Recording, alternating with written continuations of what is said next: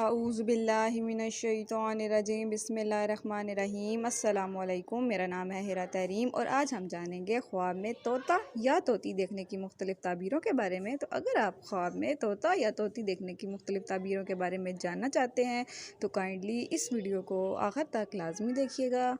अगर कोई शख्स ख्वाब में तोता पकड़ता हुआ देखे तो ये उसके लिए अयार, ग़ुलाम या फ़र्जंद पाने की अलामत है, जिससे उसे नफ़ा हासिल होगा। अगर कोई शख्स ख्वाब में तोता देखे तो ये उसके लिए फ़र्जंद या ग़ुलाम से मुतरादिफ है या माल हराम पाएगा। अगर कोई शख्स ख्वाब में तोता उड़ाता हुआ देखे तो ये उसके लिए फ़र्जंद भाग जाने की अलामत है या नौकर हाथ से निकल जाएगा। अगर कोई शख्स ख्वाब में तोती बोलता देखे तो ये उसके लिए बातूनी होने की अलामत है और वो लुग़वियात से लोगों में बदनाम हो जाएगा।